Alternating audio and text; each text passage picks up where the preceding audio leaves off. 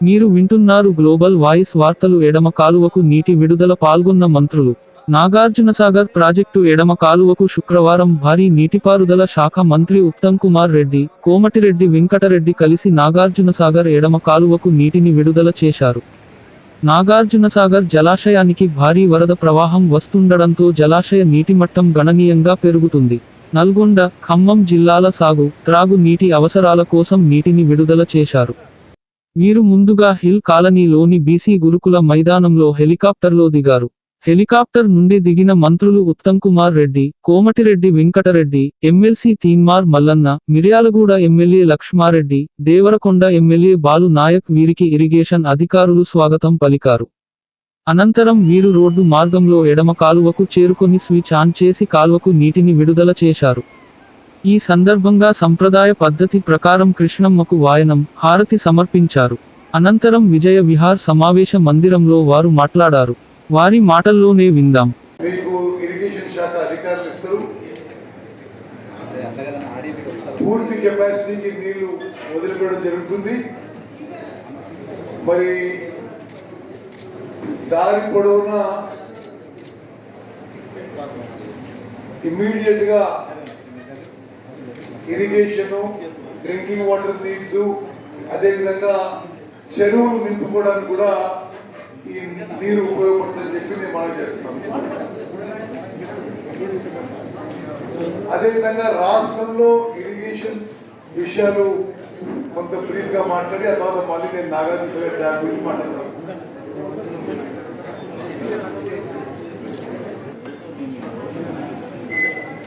ఒక పూర్తిగా అస్తవ్యస్తంగా ఇరిగేషన్ శాఖ, ఇరిగేషన్ ప్రాజెక్టులని గత ప్రభుత్వము, గత పాలకులు నాశనం చేసిండ్రు. ఇది నిస్సందేహంగా మనం చేస్తున్నాం. 10 ఏళ్లుగా 1,81,000 కోట్లు ఖర్చు పెట్టి ఒక నామమాత్రం ఆయకట్టే వాళ్ళు క్రియేట్ చేయగలిగినరు. కాళేశ్వరం ప్రాజెక్టుకి 95,000 కోట్లు ఖర్చు పెట్టి 95,000 ఎకరాలు కూడా చేయలేదు. పాలమూరు రంగారెడ్డికి 31,000 కోట్లు ఖర్చు పెట్టి 1 ఎకరా కూడా ఆయకట్టు చేయలేదు, కొత్త ఆయకట్టు సృష్టించలేదు. సీతారాం సాగర్ ప్రాజెక్టులో 8,000 కోట్లు ఖర్చు పెట్టి 1 ఎకరా కూడా కొత్తగా 1 ఎకరం ఆయకట్టు కూడా సీతారాం సాగర్ లో కానీ పాలమూరు రంగారెడ్డి కానీ వాళ్ళు క్రియేట్ చేయలేకపోయినరు. అదేవిధంగా వాళ్ళ నిర్లక్ష్య వైఖరి వల్ల రాష్ట్రం మొత్తం స్మాల్ అండ్ మీడియం డిస్ట్రిబ్యూషన్స్ కూడా చాలా చోట్ల కుంటుపడ్డాయి. మేము ముఖ్యమంత్రి రేవంత్ రెడ్డి గారు, ఉప ముఖ్యమంత్రి బట్టి విక్రమార్క గారు, మేమందరం కేబినెట్ మంత్రులు ఒక టీమ్ గా పనిచేస్తూ ఈ రాష్ట్రంలో ఇరిగేషన్ విషయంలో ఇరిగేషన్ శాఖకి, ఇరిగేషన్ ప్రాజెక్టులకి అత్యంత ప్రాధాన్యత ఇచ్చి ప్రతి సంవత్సరం 6 నుంచి 6.5 ఎకరాలు కొత్త ఆయకట్టు సృష్టించబోతున్నాము.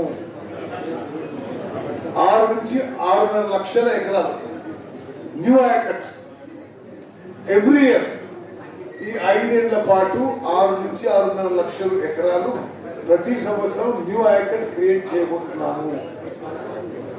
మా ఈ హయాంలో మొత్తం 30 నుంచి 35 లక్షల ఎకరాల కొత్త ఆయకట్టు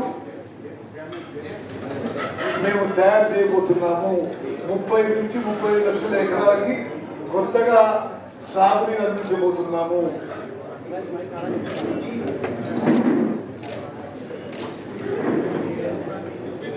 అదేవిధంగా మరి వాళ్ళ పనితీరు ఎట్లుందంటే తెలంగాణ ప్రజానీకానికి అందరికీ తెలవాలి. ఇరిగేషన్ శాఖలో వాళ్ళ పనితీరు ఎట్లుందంటే మేడిగడ్డ డ్యామ్, మేడిగడ్డ బ్యారేజ్ ఏ విధంగా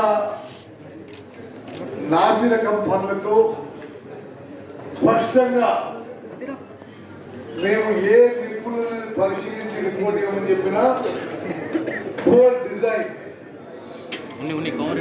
poor quality construction, poor planning, poor operation maintenance అని లిఖిత పూర్వకంగా ఇవ్వడం జరిగింది.